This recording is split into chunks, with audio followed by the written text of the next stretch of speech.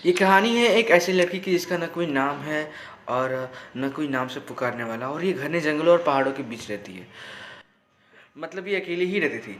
एक दिन जब वो लकड़ी इकट्ठा करने के लिए जंगल जाती है तब उसे एक घायल आदमी दिखाई देता है जंगल में। वो उसे उठाती है और उसे अपनी कुटिया ले जाती है। कुटिया ले जाने के बाद वो उसका अच्छे से देखभाल करती है। जब वो होश में आता है तब वो उसे पूछता है कि मैं तुम्हारे एहसान का बदला कैसे चुकाऊंगा।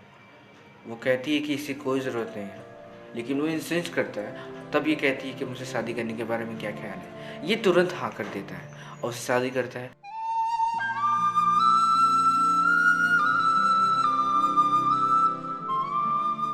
और कुछ दिनों तक वो उसके साथ वहीं पर रहता है। फिर वो उसे अपने बारे में बताता है कि वो कौन है, कहाँ से है और क्या है। वो उसे अपने महल ले जाता है जहाँ नैना नाम की दासी को उसकी सेवा में लगा देता है क्योंकि वो प्रेग्नेंट होती है। और फिर उसे शादी करने वाला होता है, लेकिन अपने पिता के दिए गए काम में व्यस्त हो जाता है। और यहाँ जहाँ सुसु को एक रानी की तरह रहना चाहिए था, वहाँ उनकी दूसरी जो वाइफ है वो उसे दासी की तरह ट्रीट करती थी। वो सुसु से बहुत ज़्यादा नफरत करती थी। एक दिन तो वो सुसु को उस पहाड़ी की चोटी पर ले जाती है जहाँ से गिरने के बाद इंसान तो क्या इमॉर्टल्स पे नहीं बच सकता। मतलब मौत पक्की है वहाँ पर। पहले तो वो कुछ समझ नहीं पाती कि उसे घसीटते हुए कहाँ ले जा रही है, लेकिन जैसे वो उस चोटी को देखती है वो समझ जाती है कि इसके इरादे क्या है, ये क्या करना चाहती है मेरे साथ। तभी वो यूहा को पुकारती है क्योंकि यूहा ने इसे वचन दिया था कि जैसे ही तुम मेरा नाम करके मुझे पुकारोगी मैं तुरंत आ जाऊँगा। और वो आ जाता है। तभी महारानी जब यूहा को देखती है तो उसे गिराने की जगह वो खुद गिर जाती है। वो कुछ ऐसा बताती है जैसे कि सुसु ने ही इसको धक्का दिया है। और महाराज उसे बचा कर लाते हैं। तब ये उनसे कहती है कि महाराज इसने मेरी आंखें डिस्ट्रॉय कर दी। और फिर महाराज को सवाई इकट्ठा करनी पड़ती है। सुसु कहती रह जाती है कि नहीं ये झूठ बोल रही है, बट सभा में से सलाह सुनाई देती है कि इसकी आंखों को निकाल कर महारानी को दे दी जाए।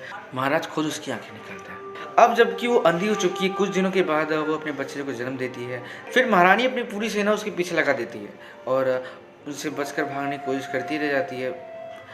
भागते भागते फिर वहीं जाके अटक जाती है। मतलब फिर वही उस खाई के पास जाकर पहुंच जाती है। तभी यूहा आ जाते हैं और उसे बचाने की कोशिश करते हैं और उसे करीब जाते हैं। फिर सुसु से कहती है कि महाराज हमारा बेटा, इसका नाम होगा अली। हमने कभी एक दूसरे पे कोई एहसान नहीं किया है, आप मुझ पर एहसान कीजिए, मैं आप पर एक एहसान करती हूँ। आप मुझे छोड़ दीजिए, मैं आपको छोड़ देती हूँ। ऐसा करके वो बस कूद जाती है और महाराज भी उसे बचाने के लिए नहीं आते क्योंकि वो एक एहसान मांगती है जो कि वो उसे दे देते हैं। कमेंट में मुझे बताओ कि वीडियो कैसी लगी। वीडियो अच्छी लगी है तो तुम्हें खुद पता है क्या करना है। और पार्ट 2 जल्दी आएगी तो चैनल को सब्सक्राइब कर दो, ठीक है।